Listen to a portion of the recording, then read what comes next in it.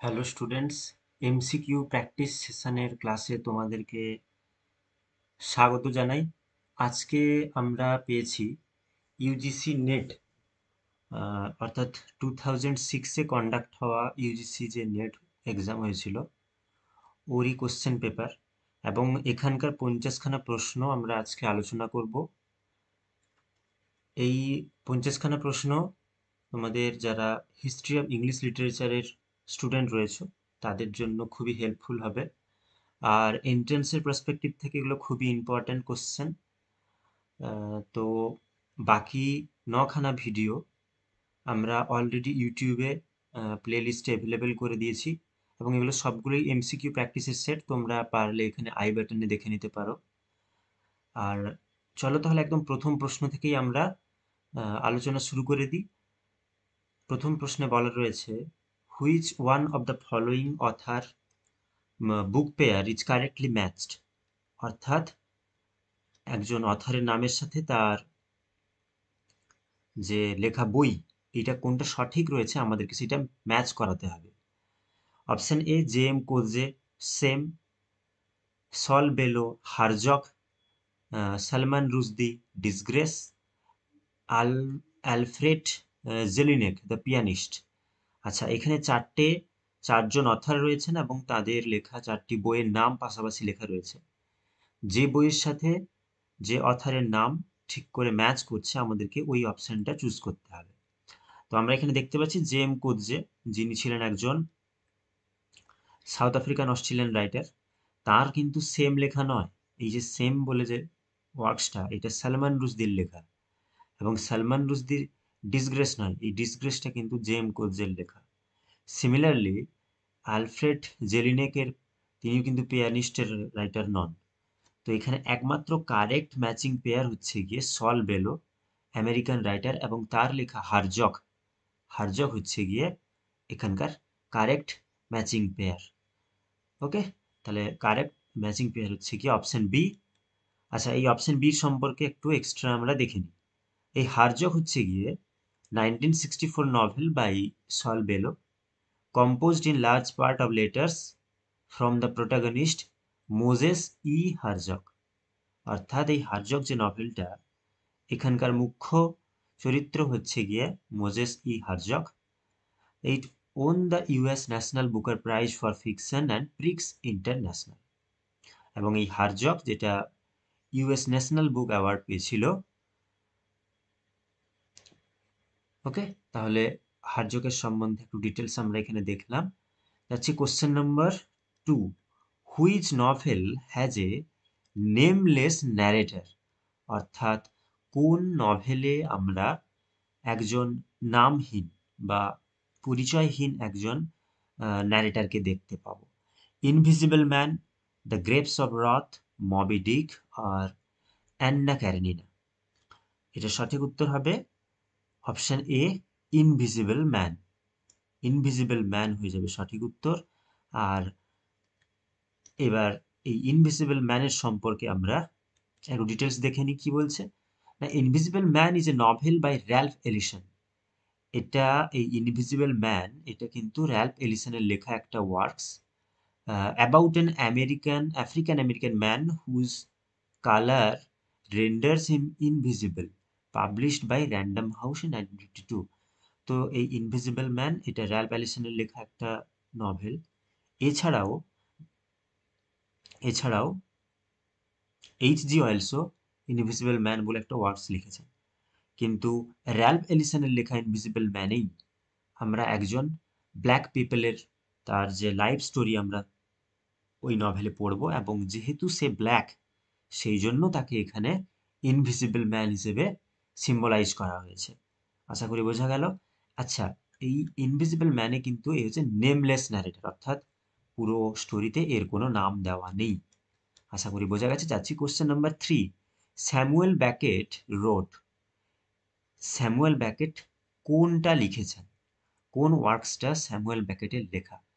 And game, Volpone, Mother Courage and Children, আর Doll's House. আচ্ছা, তোমরা বলো তাহলে, তোমরা যারা জানো তাহলে তোমরা গেস করে নিয়েছো আশা করি। এটা সঠিক উত্তর হবে এন্ড গেম। এই এন্ড গেম বলে যে ওয়ার্কসটা এটা কিন্তু স্যামুয়েল বেকেটের লেখা। বাকি ভলপনে বেন জনসনের লেখা, ডলস হাউস হেনরি গিবসনের লেখা, mother Courage and her children, এটা তোমরা যদি কেউ জানো আমাকে কমেন্টে জানিও। আর এন্ড গেমের সম্পর্কে আমরা একটু ডিটেলস দেখে নিই। তো এই এন্ড গেমটা কি? Endgame by Samuel Beckett is a one act play. এই এন্ড গেমটা একটা ওয়ান অ্যাক্ট প্লে, যেখানে টোটাল 4 জন ক্যারেক্টার রয়েছেন। It was originally written in French, এটা প্রকৃতপক্ষে ফ্রেঞ্চে লেখা, আর Beckett himself translated into English. আর স্যামুয়েল বেকেট তিনি এটাকে ইংরেজিতে ট্রান্সলেট করেছিলেন। বোঝা গেছে? যাচ্ছি পরের প্রশ্নে। Question number 4, Willy Loman. খুবই ইম্পর্ট্যান্ট এই character Willy Loman. Willy Loman is a character in, অর্থাৎ উইলি লোম্যান বলে যে চরিত্রটা রয়েছে এটা কোথাকার চরিত্র? A Doll's House, The Cherry Orchard, Waiting for Godot, The Death of a Salesman. এই উইলি লোম্যান হচ্ছে গিয়ে দ্য ডেথ অফ আ সেলসম্যানের যে character. So option D is right here. And আমরা এই ডেথ অফ আ সেলসম্যানের সম্পর্কে একটু বিস্তৃত দেখে নিই, একটু সবিস্তারে দেখে নিই। Death of a salesman is a 1949 play written by American playwright Arthur Miller. It was the recipient of the 1949 Pulitzer Prize for Drama. তো এই ডেথ অফ আ সেলসম্যানের কারণে আর্থার মিলার 1949-এ পুলিৎজার প্রাইজ পান। ওকে, তাহলে আশা করি বোঝা গেল যে উইলি লোম্যান হচ্ছে গিয়ে দ্য ডেথ অফ আ সেলসম্যানের ক্যারেক্টার, এবং এই the Death of a Salesman লেখার জন্য আর্থার মিলারকে 1949-এ পুলিৎজার প্রাইজ দেওয়া হয়েছিল। Question number 5, The Ploughman and the Stars was written by. তাহলে এই প্লাউম্যান অ্যান্ড দ্য স্টার্স কে লিখেছেন? J B. Shaw, J M. Synge, Sean O'Casey, and Lady Gregory. The Ploughman and the Stars is written by Sin O'Casey. Okay, option C হয়ে যাবে সঠিক উত্তর। Scene ওকেসি একজন modern writer, তার লেখা The Ploughman and the Stars. এছাড়াও The Shadow of the Gunman, Juno and the Paycock. আর এই সিএন ওকেসি ইনি কিন্তু ফেমাস ছিলেন তার ডাবলিন ট্রায়োলজির জন্য। ওকে, ট্রায়োলজি মানে তো জানো তোমরা, 3টে ওয়ার্কস যখন একসাথে পাবলিশ হয় ওটাকে বলা হয় ট্রায়োলজি। তো সেইখানকারই The Ploughman and the Stars প্রথম প্লে, সেকেন্ড প্লে হচ্ছে The Shadow of the Gunman, এবং থার্ড প্লে হচ্ছে the Juno and the Paycock. Okay, এইটা হচ্ছে গিয়ে তার ট্রায়োলজি, এবং এই ট্রায়োলজিকে আমরা বলি ডাবলিন ট্রায়োলজি। যেমন ধরো আমাদের অমিতাভ ঘোষের ইবিস ট্রায়োলজি রয়েছে, এছাড়া চিনুয়া অ্যাচিভের আফ্রিকান ট্রায়োলজি রয়েছে। হ্যাঁ, তো তেমনি এই সিয়েন ওকেসির ওয়ার্কসগুলোকে একসাথে বলা হয় ডাবলিন ট্রায়োলজি। আচ্ছা, যাচ্ছি question number 6, the subtitle of Dryden's Absalom and Achitophel is. অর্থাৎ ড্রাইডেনের অ্যাবসোলেম অ্যান্ড অ্যাকিটোফেল বলে যে ওয়ার্কসটা রয়েছে ওর সাবটাইটেল কি? There is no subtitle. Option B, a satire. Option C, a satire upon the true blue Protestant poet, or D, a poem. তো ড্রাইডেনের অ্যাবসোলেম and অ্যাকিটোফেলের subtitle হচ্ছে গিয়া a poem. So option D is right here. এবং Absalom and Achitophel হচ্ছে গিয়ে a landmark political satire by John Dryden. John ড্রাইডেনের একটা অন্যতম satire, যেটা মেনলি দুটো পার্টসে বিভক্ত রয়েছে। পাবলিশ হয়েছিল 1681-এ, এবং সেকেন্ড পার্ট পাবলিশ হয়েছিল 1682-তে, যেটা লিখেছিলেন নোহম টাটে বলে আরেকজন অথার, আর যে সাবটাইটেল ছিল আ পোয়েম। তাহলে অ্যাবসোলেম অ্যান্ড অ্যাকিটোফেলের সাবটাইটেলটা কি? সাবটাইটেল হচ্ছে গিয়ে আ পোয়েম। ওকে, আশা করি বোঝা গেছে। যাচ্ছি পরের প্রশ্নে। পরের প্রশ্নে বলছে, who of the following is not a periodical essayist. অর্থাৎ এনাদের মধ্যে কে একজন পিরিয়ডিক্যাল এসেইস্ট নন। Jonathan Swift, Joseph Addison, Richard Steele, Lancelot Andrewes. আচ্ছা, Jonathan Swift, Joseph Addison, Richard Steele এরা প্রত্যেকেই কিন্তু এসেইস্ট ছিলেন, অর্থাৎ তারা সেই সময় যে পিরিয়ডিক্যাল অর্থাৎ ম্যাগাজিন, উইকলি ম্যাগাজিন চলতো ওইখানে তারা এসে পাবলিশ করতেন।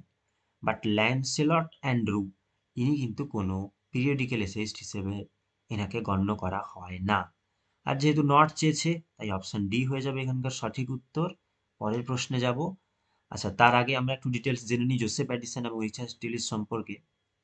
না, Joseph Edison and Richard স্টিলি are generally regarded as the most significant figure of the development of the 18th century periodical, অর্থাৎ 1800 শতকের যে পিরিয়ডিক্যাল অর্থাৎ যে ম্যাগাজিন ডেভেলপমেন্ট হয়েছিল সেইটাতে জোসেফ এডিসন এবং রিচার্ড স্টিলের খুব হাত রয়েছে।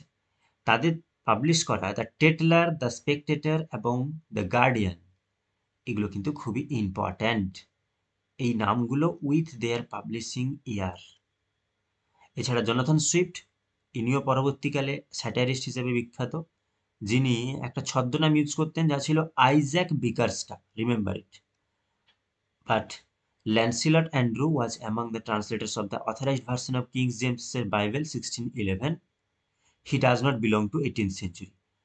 ওকে, তাহলে এখানেই তোমাদের ধারণা পরিষ্কার হয়ে যাওয়া উচিত এই যে ল্যান্সিলট অ্যান্ড্রু, যেটা এখানকার সঠিক উত্তর, ও কিন্তু 1611-এ যে গ্রেট কিংস জেমসের বাইবেল ট্রান্সলেট হয়েছিল ওইটারই ট্রান্সলেটর।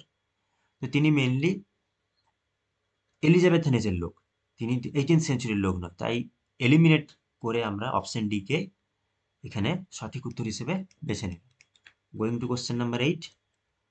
8 নম্বর প্রশ্নে বলছে John Evelyn and Samuel Pepys were the famous for. তাহলে জন ইভলিন এবং স্যামুয়েল পেপি এনারা কিসের জন্য বিখ্যাত ছিলেন? এসে, এডিটোরিয়াল, লেটার্স অর ডায়েরিজ। তো তোমরা যারা মোটামুটি হিস্ট্রি অফ ইংলিশ লিটারেচারের স্টুডেন্ট রয়েছ তাদের একটা জিনিস খুবই পরিষ্কার হয়ে যাওয়া উচিত, জন ইভলিন এবং অ্যান্ড স্যামুয়েল পেপে এই দুজন রাইটার কিন্তু এরা ছিলেন খুব ফেমাস ডায়ারিস্ট। ডায়ারিস্ট মানে তারা কিন্তু ডায়েরি লেখালেখি করতেন, অর্থাৎ তাদের লেখা ডায়েরিগুলো পরবর্তীকালে কিন্তু খুব ফেমাস হয়েছিল। এই ডায়েরি তাদের বিভিন্ন ঘটনাবলী, বিভিন্ন সময়ে বিভিন্ন জায়গার বিভিন্ন ঘটনা তারা তাদের ডায়েরিতে লিখে রাখতেন। তো আশা করি মনে থাকবে জন এভলিন এবং স্যামুয়েল পেপে এরা দুজন ছিলেন কিন্তু ডায়ারিস্ট এবং খুব বিখ্যাত ডায়ারিস্ট। নাম মনে রাখো তোমরা সকলে। যাচ্ছি পরের প্রশ্ন, question number 9। Samuel Butler's Hudibras is a model upon. অর্থাৎ স্যামুয়েল বাটলারের লেখা হুডিব্রাস বলে যে ওয়ার্কসটা রয়েছে এইটা কোথা থেকে মডেল করে বানানো বা মডেল করে লেখা, ইনফ্লুয়েন্স করে লেখা? অ্যানাস মিরাবেলিস, এন্ডিমিয়ান, ডন কিহোটে, পিলগ্রিমস প্রোগ্রেস, কোথা থেকে নেওয়া? এই সমস্ত রেফারেন্সগুলো বা এই সমস্ত প্রশ্নগুলোই কিন্তু এন্ট্রান্সে আসে, তাই মনে রাখতে হবে এটা সঠিক উত্তর হবে ডন কিহোটে। অর্থাৎ স্যামুয়েল বাটলারের হুডিব্রাস বলে যে ওয়ার্কসটা রয়েছে ওটা মিগুয়েল ডি কার্ভেন্টেসের লেখা ডন কিহোটে থেকে ইনফ্লুয়েন্স হয়ে লেখা। পরের প্রশ্ন, question number 10। Who was the last of the Christian humanist. অর্থাৎ শেষ খ্রিশ্চান হিউম্যানিস্ট হিসেবে কাকে মানা হয়? Oliver Cromwell, John Milton, John Bunyan or Richard Crashaw? ভাবো ভাবো তোমরা সঠিক উত্তর কি হতে পারে।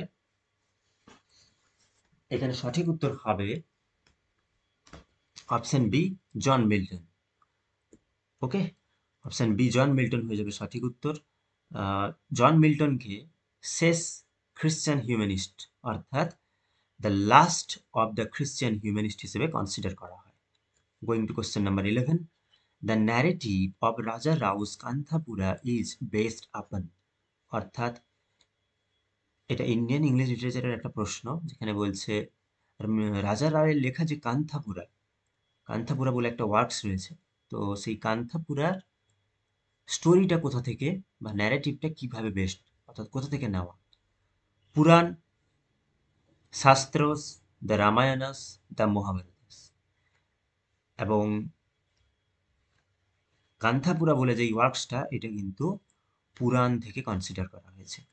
ওকে, পুরাণ থেকে বেস্ট করে এটা লেখা হয়েছে। So option A is right here. Then going to question number 12, who which of the following author book pair is correctly match? অর্থাৎ এগুলোর মধ্যে কোন অথারের লেখা কারেক্টলি ম্যাচ করছে আমাদেরকে দেখতে হবে। আমরা দেখি তাহলে কি রয়েছে অপশানে। David Malouf, The City of Djinns, CLR James, The English Patient, Shashi Tharoor টেটোরনামা, Arundhati Roy, Algebra of the Infinite Justice. আচ্ছা, দ্য সিটি অফ ডিজেন্স এটা উইলিয়াম ড্যারিম্পেলের লেখা, সো এটা ডেভিড ম্যালাউফের লেখা নয়। আর আমাদেরকে এখানে অপশানে চেয়েছে যে কারেক্টলি ম্যাচ, অর্থাৎ কোন অথারের লেখার সাথে তার ওয়ার্কসটা সঠিকভাবে ম্যাচ করছে আমাদেরকে দেখতে হবে। CLR জেমসের লেখা দ্য ইংলিশ পেশেন্ট, ওনার লেখা নয়। এই যে মাইকেল ওন্দাজের লেখা দ্য ইংলিশ পেশেন্ট। আমরা যখন বুকারের ভিডিও পড়েছিলাম, যারা বুকার প্রাইজ নিয়ে ওই ভিডিওটা দেখোনি, এখানে আমরা আই বাটনে দিয়ে দিচ্ছি, তোমরা দেখে নিতে পারো। আর এই সমস্ত প্রাইজ এন্ট্রান্সের ক্ষেত্রে খুবই ইম্পর্ট্যান্ট, বিকজ ওই সব জায়গা থেকে প্রশ্ন আসে। পরের অপশন রয়েছে শশী থারুর টোটরনামা। টোটরনামা লেখা অ্যালান সেলির, এবং যার কারণে তিনি সাহিত্য একাডেমি অ্যাওয়ার্ড পেয়েছিলেন। এবং অপশন ডি অরুন্ধতী রয়, অরুন্ধতী রয়ের লেখা আলজেব্রা অফ ইনফাইনাইট জাস্টিস হয়ে যাবে সঠিক উত্তর। So option D is right here. Question number 13, who wrote a tiger never does not proclaim its tigritude? অর্থাৎ এইরকম একটা বক্তৃত্ব বা এইরকম একটা উক্তি কে করেছেন? গুগিয়া থিয়ঙ্গ, চিনুয়া আচিবে, ওলে সোয়েঙ্কে আর ডেরেক ওয়ালকট। অপশন সি অর্থাৎ ওলে সোয়েঙ্কে হয়ে যাবে সঠিক উত্তর। এবং তোমরা এটা পয়েন্ট আউট করে জেনে নাও যে ওলে সোয়েঙ্কা, যিনি ছিলেন একজন নাইজেরিয়ান প্লে রাইট, এবং তিনি এই ধরনের একটা কমেন্ট বা বক্তব্য দিয়েছিলেন যে a tiger does not proclaim its tigritude. আশা করি বোঝা গেছে। যাচ্ছি পরের প্রশ্ন। পরের প্রশ্নে বলছে জিন্ডি ওরোবাক, জিন্ডি ওরোবাক। এই জিন্ডি ওরোবাক বলে যে মুভমেন্ট, এটা একটা মুভমেন্ট রিলেটস টু, অর্থাৎ জিন্ডি ওরোবাক বলে এইরকম একটা মুভমেন্টস একসময় চালু হয়েছিল। তো এটা সাধারণত কোন দেশের লিটারেচারের সাথে যুক্ত? Australian literature, Canadian literature, New Zealand literature or Caribbean literature?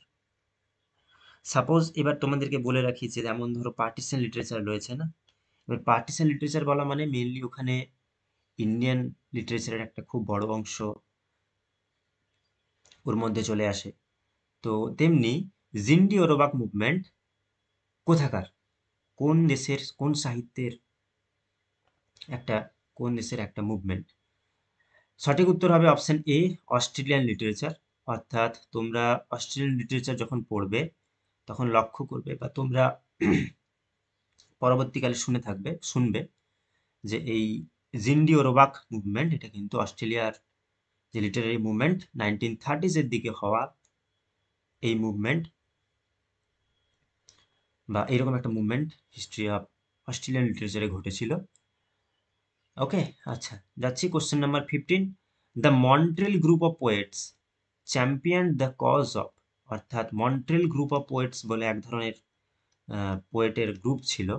তো তারা কি ধরনের লেখালেখি করতো? Nature poetry, symbolist poetry, imagist poetry আর মডার্নিস্ট পোয়েট্রি?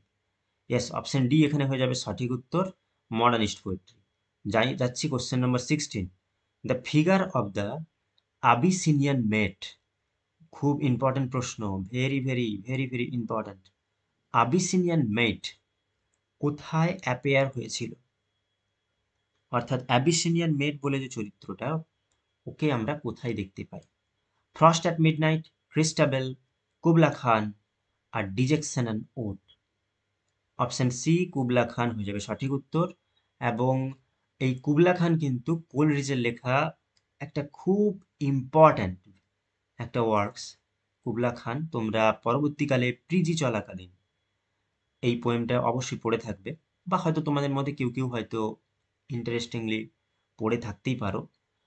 যেটা 1917 অর্থাৎ 1797 লেখা হয়েছিল, বাট কমপ্লিটেড ইন 1816। তো এবার একটা জিনিস খুবই ইন্টারেস্টিং এই স্টোরিটা বা এই কুবলা খানের সম্পর্কে তোমাদের জেনে রাখা উচিত যে according to Coleridge's preface to Kubla Khan, the poem was composed one night after he experienced an opium-influenced dream। অর্থাৎ ওপিয়াম তোমরা নিশ্চয়ই নাম শুনেছো, এক ধরনের মাদক দ্রব্য। সেটা খেয়ে যখন কুবলা খান তার আগের দিন তার পরের দিন রাত্রে তিনি এই কুবলা খানটা লিখেছিলেন। অর্থাৎ ওপিয়ামে ইনফ্লুয়েন্সড হয়ে তিনি একটা স্বপ্ন দেখেছিলেন এবং সেই স্বপ্ন থেকে উঠে তিনি এই কুবলা খানটা লিখেছিলেন। After reading a work describing Xanadu, the summer place of the Mughal ruler and emperor of the China, Kubla Khan। তোমরা নিশ্চয়ই কোনো না কোনো সময় এই কুবলা খানের সম্পর্কে পড়েছো। এই কুবলা খানের সম্পর্কে বা চেঙ্গিস খান, চেঙ্গিস খানের সম্পর্কে নাম শুনেছো তোমরা। ওই চেঙ্গিস খানের একটা লাইফ স্টোরি এখানে এই কুবলা খান হিসেবে তিনি ডিসক্রাইব করেছেন। যাচ্ছি question number 17। Coleridge statement that imagination dissolves, diffuse, dissipates in order to recreate relates to। অর্থাৎ এটাও একটা খুব ইন্টারেস্টিং কোশ্চেন। তো তোমাদের উদ্দেশ্যে এটা বলে রাখি যে কোলরিজ তিনি তার বায়োগ্রাফিয়া লিটারেরিয়া বলে যে একটা ক্রিটিক্যাল ওয়ার্কস রয়েছে, ওইখানে তিনি প্রাইমারি ইমাজিনেশন, সেকেন্ডারি ইমাজিনেশন এবং ফ্যান্সি এই তিন ধরনের ইমাজিনেশনের কথা বলেছেন। এবং ওইখানে ইমাজিনেশনের সম্পর্কে ডেফিনেশন দিতে গিয়ে কোলরিজ বলেছেন যে এইরকম একটা লাইনের কথা উল্লেখ করেছেন, it dissolves, diffuses, dissipates in order to recreate. তো তিনি এটা কোন ইমাজিনেশনের সম্পর্কে এইরকম উক্তি করেছেন? এটা কি ফ্যান্সির সম্পর্কে, না প্রাইমারি ইমাজিনেশন, না secondary imagination or esemplastic imagination? এটা সঠিক উত্তর হবে অপশন বি, প্রাইমারি ইমাজিনেশন। অর্থাৎ প্রাইমারি ইমাজিনেশনের সম্পর্কে বলতে গিয়ে কোলরিজ এই কথা বলেছেন যে primary imagination dissolves, diffuse, dissipates in order to recreate.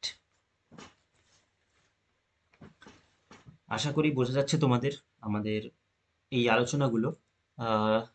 তোমাদের যদি কোনো সাজেশন থাকে বা তোমাদের কোনো যদি প্রবলেম থাকে, কোনো বুঝতে সমস্যা হয়, তোমরা আমাকে অবশ্যই কমেন্ট বক্সে জানিও।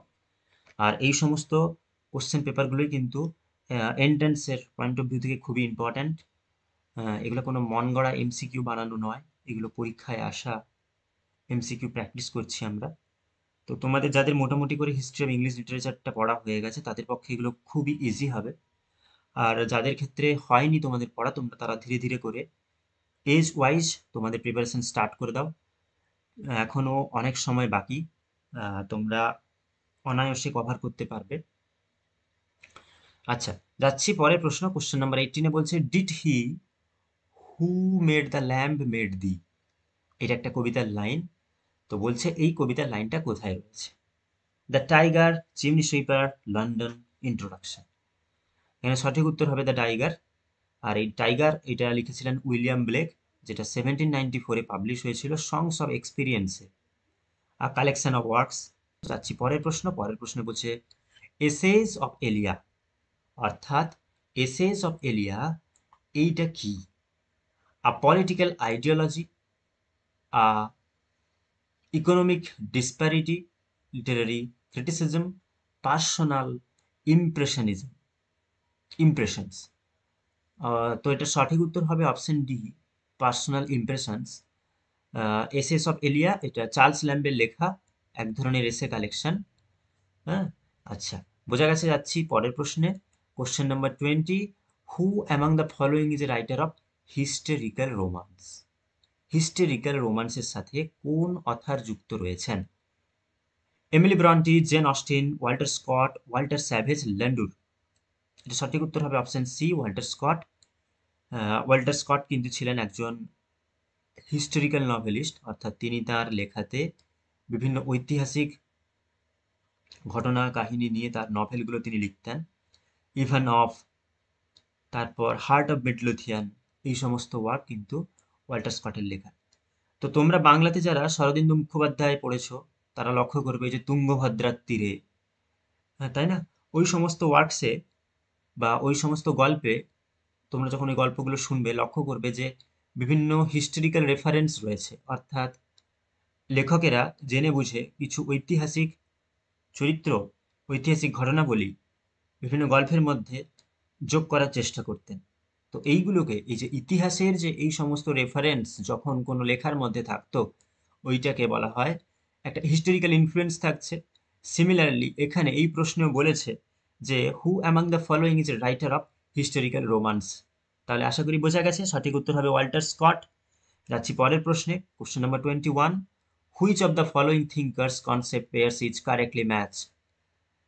তো আমাদেরকে এখানে চারজন থিঙ্কারের নাম দেওয়া রয়েছে, তাদের দেওয়া কনসেপ্টগুলো পাশাপাশি দেওয়া রয়েছে। তিনটে অপশান ডেফিনেটলি ভুল হবে, তাদের ভেতর থেকে 4 নম্বর যেটা সঠিক উত্তর হবে আমাদেরকে বেছে নিতে হবে। তাহলে চলো দেখে নি কি রয়েছে। অপশান এ তে বলছে Stanley fish, reader response criticism, অর্থাৎ স্ট্যানলি ফিশ বলে যে একজন ক্রিটিক্স ছিলেন, তিনি কি রিডার রেসপন্স থিওরি দিয়েছেন? আচ্ছা, আমরা এটা পরে আসছি। অপশান বি তে বলছে জ্যাক ডেরিডা, যিনি নিউ হিস্টোরিসিজমের কনসেপ্ট দিয়েছেন। পরের অপশানে আছে নর্থপ ফ্রাই, যিনি প্র্যাকটিক্যাল ক্রিটিসিজমের এক্সাম্পল দিয়েছেন। আই এ রিচার্ডস, যিনি আর্কিটাইপাল ক্রিটিসিজমের কনসেপ্ট দিয়েছেন। আচ্ছা, এর ভেতরে বলি, এই যে জ্যাক ডেরিডা, ইনি কিন্তু পোস্ট স্ট্রাকচারালিজমের এই ধরনের থিওরির সাথে যুক্ত। তাহলে অপশন ডি, বি তো ম্যাচ নয়। নর্থপ ফ্রাই, ইনি আর্কিটাইপাল ক্রিটিসিজমের সাথে যুক্ত, তাহলে অপশন সিটাও ভুল হয়ে গেল। আই এ রিচার্ডস, ইনি হচ্ছেন গিয়ে প্র্যাকটিক্যাল ক্রিটিসিজমের সাথে যুক্ত, এটাও মিসম্যাচ রয়েছে। বাট স্ট্যানলি ফিশ, অর্থাৎ স্ট্যানলি ফিশ বলে একজন রাইটার আছেন, তিনি, ভালো করে তোমরা মনে রাখার চেষ্টা করো, স্ট্যানলি ফিশ ইনি reader response character, reader response বলে যে থিওরি রয়েছে ওর সাথে যুক্ত। তাই অপশন এ হয়ে যাবে এখানে সঠিক উত্তর। পরের প্রশ্নে যাচ্ছি, বা question number 22। Which of the following thinkers concept pairs is rightly match? আবার একই রকম একটা রিপিটেড প্রশ্ন। কি বলা রয়েছে? ভামন, ভামনের লেখা ধ্যানালোকা, ভারতের নাট্যশাস্ত্রে, মমতা বক্রতি, অভিনব গুপ্তা কাব্য অলঙ্কার। এবারে আমাদেরকে এখানে সঠিক ম্যাচিং পেয়ার, অর্থাৎ কোন অথার কোন রাইটারের সাথে যুক্ত আমাদেরকে দেখতে হবে। Bharat মুনিস Natyashastra is the correct matching pair here. So option B is right. পরের প্রশ্ন, question number 23. Choose the correct sequence of the following schools of criticism. অর্থাৎ তোমরা থিওরি যারা মোটামুটি করে ইউজিতে হয়তো একটু নামগুলো শুনেছো, তাদের উদ্দেশ্যে এই প্রশ্নটা খুবই ইজি হবে। তার কারণ আমাদেরকে বলতে চাইছে যে দ্বিতীয় বিশ্বযুদ্ধের পরবর্তীকালে বিভিন্ন ধরনের থিওরির উদ্ভব ঘটেছিল। আশা করি বোঝা গেল। তো দ্বিতীয় বিশ্বযুদ্ধের পরে যে সমস্ত থিওরিগুলোর উদ্ভব ঘটেছিল, সেগুলো কিন্তু একের পর এক একটা স্বাভাবিকভাবেই লিটারারি জনরা বা লিটারারি ক্যাননে এসেছে। তো আমাদেরকে এটা সাজাতে হবে যে একদম প্রথম ফোরমোস্ট লিটারারি থিওরি কি, তারপরে কি, তারপরে কি, এবং তুলনামূলকভাবে কন্টেম্পোরারি কোনটা। তাহলে আমরা দেখে নিই, অপশনটাই একদম দেখে নিই, এবং অপশানে বলছে অপশন এ এখানে সঠিক উত্তর হবে। তার আগে স্ট্রাকচারালিজম, স্ট্রাকচারালিজম বলে যে থিওরিটা রয়েছে, যেটা 1900 অর্থাৎ বিংশ শতাব্দীতে স্ট্রাকচারালিজম এসেছিল। নিউ ক্রিটিসিজম তারপরে, যেটা উদ্ভব হয়েছিল 1941-এ। In the year 1967 deconstruction, and finally at last reader response. এই রিডার রেসপন্স এসেছিল 1960s 1970s-এর দিকে। তাহলে কারেক্ট ম্যাচিং পেয়ার কিভাবে হচ্ছে বুঝতে পারলে, অপশন এ হয়ে যাবে এখানে সঠিক উত্তর। পরের প্রশ্নে চলে যাচ্ছি। পরের প্রশ্নে বলা রয়েছে কোশ্চেন নাম্বার 24, পেরিপেটিয়া। হ্যাঁ, এই ধরনের প্রশ্ন তোমাদের কিন্তু বারবার এসে থাকে। বিশেষ করে অ্যারিস্টটলের লেখা পোয়েটিক্সের যে কটি টার্মস রয়েছে, আমরা আগের ভিডিওতে ওইগুলো আলোচনা করেছি, যেমন পেরিপেটিয়া, অ্যানাকনরিসিস, হ্যামার্সিয়া, এই সমস্ত ওয়ার্কস, এই টার্মসগুলোর সঠিক মানে কি তোমাদেরকে কিন্তু জেনে রাখতে হবে। তেমনি এখানে চেয়েছে পেরিপেটিয়া কথার অর্থ কি। Purgation of emotion, tragic flaw, reversal of fortune, or recognisation of error. এই যে রিকগনাইজেশন অফ এরর, এইটা হচ্ছে গিয়ে অ্যানাকনরিসিস। পারগেশন অফ ইমোশন, এটা হচ্ছে গিয়ে catharsis. Tragic flaw, hamartia. But reversal of fortune, এখানে হয়ে যাবে সঠিক উত্তর অপশন সি। পেরিপেটিয়া কথার অর্থ হচ্ছে গিয়ে রিভার্সাল অফ ফরচুন। যাচ্ছি question number 25, gynae criticism focuses on. তোমরা নিশ্চয়ই তোমাদের ইউজি লেভেলে পড়ে থাকবে যে ফেমিনিজম পড়ার সময় তোমরা লক্ষ্য করে থাকবে এই গাইনো ক্রিটিসিজম বলে একটা ওয়ার্ডস তোমাদের চোখে পড়বে অবশ্যই। তো তোমাদেরকে বলতে হবে যে এই গাইনো ক্রিটিসিজম বলতে কি বোঝায়। আর গাইনো ক্রিটিসিজম অন ওম্যান, অর্থাৎ মহিলাদের উপর ক্রিটিসিজম। আর ক্রিটিসিজম বাই ওম্যান, এই ক্রিটিসিজমটা কোনো মহিলাদের দ্বারা করা। Criticism of male writers by women writers, অর্থাৎ বিভিন্ন যে মেল অর্থাৎ পুরুষ যে সমস্ত রাইটার্স রয়েছেন ওনাদের ক্রিটিসিজম করা ওমেন রাইটারদের ওপর। আর একদম শেষে ওম্যান অ্যাজ রাইটার, এবং শেষের উত্তর যে ওমেন অ্যাজ রাইটার হয়ে যাবে সঠিক উত্তর। অর্থাৎ মহিলারা মহিলারা কিভাবে লেখক হচ্ছে, বা মহিলাদের এই যে লেখালেখির যে ঘটনা, এইটাকে গাইনো ক্রিটিসিজমের সম্বন্ধে ফেলা হয়। এই কনসেপ্ট কে দিয়েছেন? এলিয়েন সোওয়াল্টার, একজন ফেমাস ফেমিনিস্ট ক্রিটিক, যার লেখা বা যার দেওয়া এই টার্ম গাইনো ক্রিটিসিজম। যাচ্ছি পরের প্রশ্নে। পরের প্রশ্নে বলেছে যে which of the following sequence is correct, অর্থাৎ আমাদেরকে এখানে পরপর কিছুগুলো ওয়ার্কস দেওয়া রয়েছে, তাদের মধ্যে ক্রোনোলজিক্যালি সাজাতে হবে। Vanity Fair, Henry Esmond, Middlemarch, the Return of the Native. আমরা উত্তরটা সরাসরি দেখে নিই। অপশন এ হয়ে যাবে সঠিক উত্তর। ভ্যানিটি ফেয়ার 1847-এ পাবলিশ হয়েছিল। হেনরি ইপসনের হেনরি এসমন্ড, যেটা উইলিয়াম ম্যাক্সপিস থ্যাকারের লেখা, এটা পাবলিশ হয়েছিল 1852-তে। The Return of the Native publish হয়েছিল টমাস হার্ডির দ্বারা 1878-এ। তাহলে বোঝা গেছে পরপর ক্রোনোলজিক্যালি সাজালে অপশন এ এখানে হয়ে যাবে সঠিক উত্তর। পরের প্রশ্ন, question number 27, Queen Victoria's reign, অর্থাৎ রানী ভিক্টোরিয়ার রাজত্বকাল, after whom the Victorian period named spans, অর্থাৎ ভিক্টোরিয়ান এজে রাজত্বকাল কতদিন চলছিল? 1833 to 1901, 1840 to 1905, 1842 to 1905, 1837 to 1901, অর্থাৎ অপশন বি হয়ে যাবে এখানে সঠিক উত্তর। পরের প্রশ্ন, pre Raphaelite poetry is mainly concerned with, অর্থাৎ প্রি র্যাফেলাইট থিওরি যেটা রয়েছে ওইটা কিসের উপর ভিত্তি করে, বা এর মধ্যে কি ধরনের স্টাইল দেখা যায়? Narrative and style, narrative and nature, form and design, form and value. Option C এখানে হয়ে যাবে সঠিক উত্তর। পরের প্রশ্ন, question number 29, the concept of mad woman in the attic, অর্থাৎ ম্যান ওম্যান ইন দ্য এটিকের যে কনসেপ্টটা, এইটা আমরা কোথায় দেখতে পাবো? দ্য টেন্যান্ট, ওয়াইল্ড ফেল হল, ভিলেট, উইদারিং হাউস, জেন আয়ার। এই যে ম্যাড ওম্যান ইন দ্য এটিক, এটা আমরা যদি জেন আয়ার পড়ি তাহলে ওখানে লক্ষ্য করবো বার্থা মেসন বলে একটা ক্যারেক্টার রয়েছে, মহিলা ক্যারেক্টার, যাকে একদম ওপরের একটা টাওয়ারে তার পাগলামির জন্য ওখানে বন্দি করে দেওয়া হবে, এবং ওই বার্থা মেসনের চরিত্রকে রিক্রিয়েট করেছেন এডওয়ার্ড গিলবার্ট এবং সুসান গুব্বার। এনারা এই লেখাটাকে, স্যান্ড্রা গিলবার্ট এবং সুসান গুব্বার, তারা the mad woman and the attic বলে একটা ওয়ার্কস রয়েছে, ওইখানে তারা পুনরায় তাদের বার্থা মেসনকে এখানে রিক্রিয়েট করেছে। বোঝা গেছে? যাচ্ছি কোশ্চেন নাম্বার 30। আগের প্রশ্নটা কিন্তু খুবই ইম্পর্ট্যান্ট, তোমরা অবশ্যই ভালো করে মনে রাখো এটা। হ্যাঁ, বিশেষ করে the mad woman and the attic is written by Sandra Gilbert and Susan Gubar. পরের প্রশ্ন, question number 30, who among the Victorians is called the prophet of the modern society? অর্থাৎ কোন ভিক্টোরিয়ানের সম্পর্কে এরকম একটা কথা বলা হয়, the poet of modern society? John Ruskin, Carlyle, Macaulay, Arnold. Option A হয়ে যাবে এখানে সঠিক উত্তর, জন রাস্কিন। তার লেখা এসেগুলোকে বলা হয় the prophet of modern society. বোঝা গেছে?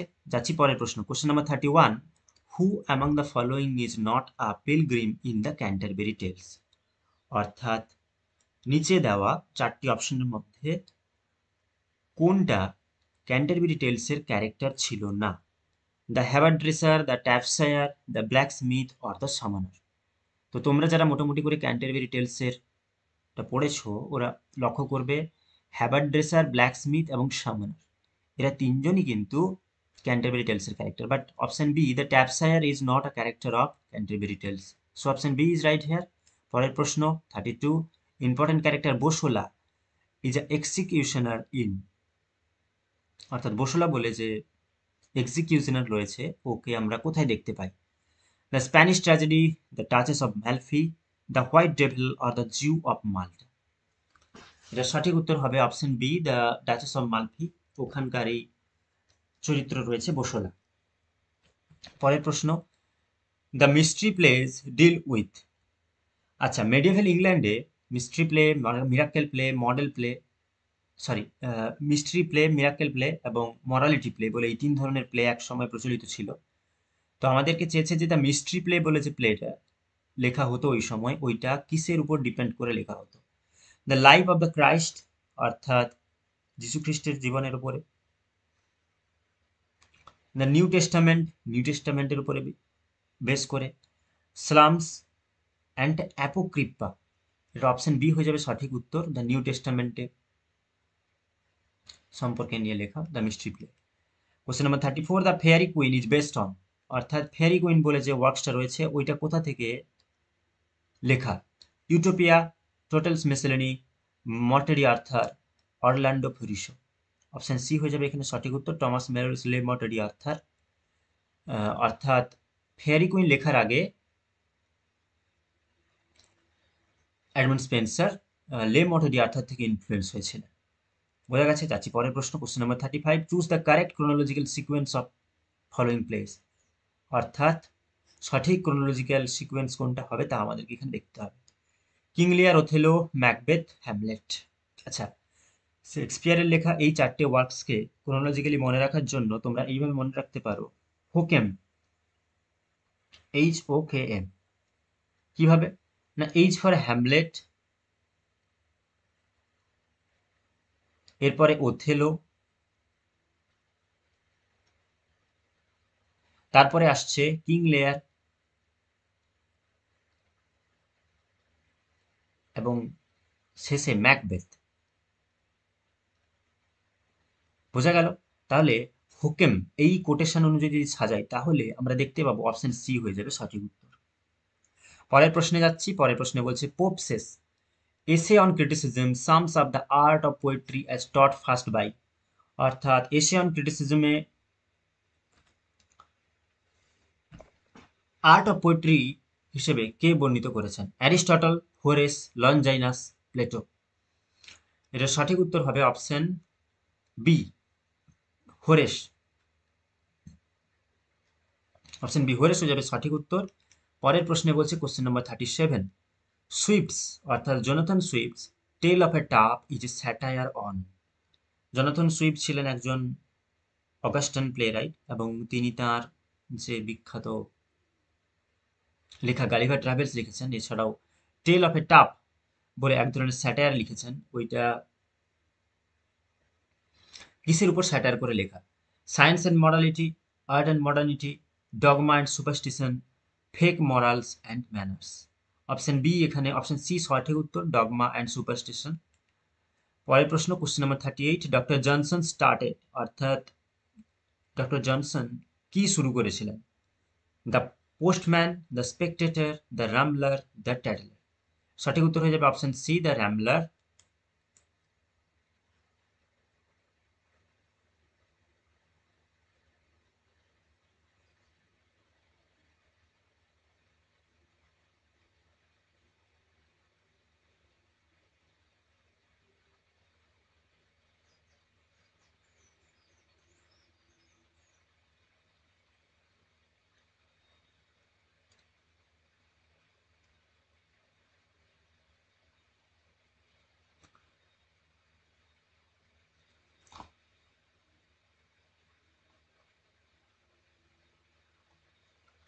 পরের প্রশ্ন question number 39, who among the following is caution against the dangers of popular liberty?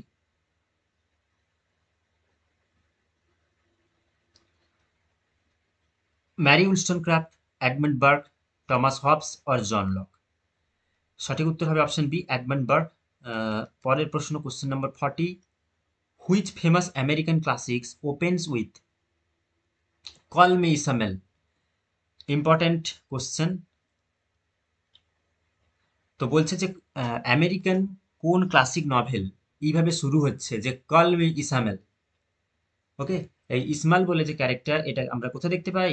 এটা আমরা দেখতে পাই মবি ডিকে। 1851-এ পাবলিশ হওয়া মবি ডিক, যেখানে ইসমাইল বলে একজন চরিত্র রয়েছে, surviving crew member of the Pequod. Pequod হচ্ছিল তাদের নৌকোর নাম, is a narrator of the book. আর এই ইসমাইল হচ্ছে গিয়ে মবি ডিকের ন্যারেটার। ওকে, যাচ্ছি পরের প্রশ্ন। পরের প্রশ্নে বলছে Allen Ginsberg vision of America is inspired by, অর্থাৎ আমেরিকান অ্যালান গিন্সবার্গের লেখা কোন ওয়ার্কসে আমরা আমেরিকান ভিশন তার একটা ইন্সপিরেশন দেখতে পাই, ইন্সপায়ার দেখতে পাই, অর্থাৎ একটা রেফারেন্স দেখতে পাই। এই কার লেখা? Walt Whitman, Robert Frost, Ralph Waldo Emerson, Edgar Allan Poe? এটা সঠিক উত্তর হবে অপশন এ। পরের প্রশ্ন question number 42, who among the following represents the Sri Lankan diaspora? অর্থাৎ এনাদের মধ্যে কে শ্রীলঙ্কান ডায়াসপোরা রয়েছেন আমাদেরকে এটা বলতে হবে। M G Vassanji, Cyril Dabydeen, Michael Ondaatje, Arnold H Itwaru? এই যে ডায়াসপোরা রাইটার্স রয়েছে না, এটা কিন্তু খুবই গুরুত্বপূর্ণ। তো এখানে আমাদেরকে চুজ করতে হবে আপাতত একটাই উত্তর, অপশন সি হয়ে যাবে সঠিক উত্তর, মাইকেল ওন্দাদজে। ওকে, পরের প্রশ্ন question number 43, out of Africa is a film adaptation of work? অর্থাৎ আউট অফ আফ্রিকা বলে যে একটা সিনেমার অ্যাডাপ্টেশন রয়েছে, ওইটা কোন নভেলকে বেস্ট করে লেখা? Alice Walker, Margaret Atwood, Margaret Laurence? Option B is right here. Question number 44, the empire writes back. তো তোমরা যারা থিওরির পড়াশোনা করেছো বা থিওরির সম্পর্কে মোটামুটি পড়েছো, ওখানে পোস্ট কলোনিয়াল লিটারেচার পড়তে গেলে লক্ষ্য করবে দ্য এম্পায়ার রাইটস ব্যাক, এটা কাদের লেখা? এটা লিখেছেন বিল স্ক্রফট এবং Helen tiffin. So option D, শুধুমাত্র বিল স্ক্রফট, হেলেন টিফিন, জেরার্ড গ্রিফিথ, এনাদের লেখা দ্য এম্পায়ার রাইটস ব্যাক, সঠিক উত্তর অপশন ডি। পরের প্রশ্ন question number 45, the theatre of cruelty is associated with? অর্থাৎ থিয়েটার অফ ক্রুয়েলিটির সাথে কে যুক্ত ছিলেন? স্ট্যাসিনো, স্টেইনস্ল্যাভস্কি, গ্রটভস্কি, অ্যান্টনিন আর্ট্রুট, ইউজেনো বার্বা? আচ্ছা, এই অ্যান্টনিন আর্ট্রুট ইনি ছিলেন একজন অ্যাক্টর কাম অ্যাসেইস্ট, তিনি এই থিয়েটার অফ ক্রুয়েলিটির সাথে যুক্ত ছিলেন। সো অপশন সি এখানে হয়ে যাবে সঠিক উত্তর। পরের প্রশ্ন 46, আ পার্টিসিপল ইজ, ও তো পার্টিসিপল জিনিসটা কি? আ patchwork of words, sentence or passage, a satirical poem, a love song, a collection of lines from different poets? Option A এখানে হয়ে যাবে সঠিক উত্তর, a patchwork of words, sentence or passage। পরের প্রশ্ন question number 47, careless she is with artful care, affecting to seem unaffected is an example? Okay, আচ্ছা, এর কিসের উদাহরণ? Irony, paradox, simile, metaphor? তো আমরা এটা দেখতে পাচ্ছি যে এটা একটা প্যারাডক্সের উদাহরণ। সো অপশন বি এখানে হয়ে যাবে সঠিক উত্তর। আমরা প্রায় এই প্রশ্ন আলোচনার শেষ প্রান্তে এসে পৌঁছেছি, আর দুখানা প্রশ্ন রয়েছে, তো ওইগুলো আলোচনা করে নিই, তারপর বাকি তোমাদের সাথে বাকি কথা হচ্ছে। A metrical foot containing a stressed followed by an unstressed syllable? অর্থাৎ একটা ফুড যখন একটা স্ট্রেসড সিলেবেল একটা আনস্ট্রেসড সিলেবেল দিয়ে ভর্তি করা থাকে, তখন আমরা তাকে কি বলি? অ্যানাপেস্ট, আয়াম্বিক, ট্রকি, ড্যাকটাইল? অপশন সি ট্রকি হয়ে যাবে সঠিক উত্তর।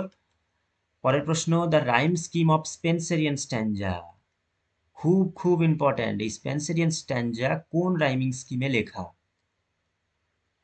কোন রাইমিং স্কিমে? A B A B, B C BC, CD CD, E E? Option D হয়ে যাবে এখানে সঠিক উত্তর। আচ্ছা, তোমরা হয়তো অনেকেই বুঝতে পারছো না এই যে AB AB, BC BC, CD CD, এই রাইমিং স্কিমটা কি। তো স্পেন্সারের লেখা যে কোনো সনেট তোমরা একটা তুলে নাও নেট থেকে, দিয়ে তার লাস্ট লাইনটাকে মেশানোর চেষ্টা করো অন্য একটা লাইনের সাথে, তাহলে লক্ষ্য করবে, ধরো হলো এরকম যে সান একদম প্রথম লাইনে এলো, তারপরে এলো ম্যান, এইবারে এই সানের সাথে রাইমিং করছে, সানের সাথে সামের সাথে রাইমিং করছে ড্রাম, তাই না? এবং ম্যানের সাথে রাইমিং করছে ফ্যান। তেমনি বিভিন্ন পোয়েমের শেষের দিকে যে লাইন থাকে, ওই লাইনে সাম যখন পরের লাইনের সাথে মিল খাবে, তখন তাকে ওইটা হয়ে গেল এ এ, বি বি, এইভাবে রাইমিং প্যাটার্নটাকে সিলেক্ট করা হয়। AB AB, BC BC, CD CD, EE. So option D এখানে হয়ে যাবে সঠিক উত্তর। চলে এসেছে আজকের প্রশ্নের বা এমসিকিউ প্র্যাকটিসের last question, question number 50। Use the expression crown for the melancholy is an example of. তাহলে সরি, এটা মেলানকোলি নয়, মোনার্কি। তো মোনার্কির ক্ষেত্রে আমরা ক্রাউন যখন ব্যবহার করছি তখন ওটা কিসের এক্সাম্পল হয়ে যাচ্ছে? মেটোনেমি, সিনেডকি, আইরনি অ্যান্ড মেটাফোর। তো তোমরা অনেকেই কনফিউজ হতে পারো এই মেটাফোর অ্যান্ড মেটোনেমি এবং সিনেডকির ব্যাপারে। তোমাদের উদ্দেশ্যে বলে দিই, এখানে অপশন এ হয়ে যাবে সঠিক উত্তর। Metonym is a figure of speech in which the thing or concept is called not by its own name but rather by the names of something associated in meaning with that thing or concept. Okay, for example, Wall Street is often used metonymically to describe the US financial, তাই না? তো একই রকম ভাবে তাহলে আজকে আমরা question 50 কোশ্চেন্সের set একটা লাগালাম। তোমাদের যদি কোনো জায়গায় বুঝতে অসুবিধা হয়েছে, তোমরা আমাদের সাথে অবশ্যই তোমাদের প্রবলেম শেয়ার করো। ভালো থেকো, পড়াশোনা মন দিয়ে করো, be happy, keep consistent to your effort. দেখা হচ্ছে পরের ভিডিওতে। Till then, bye by.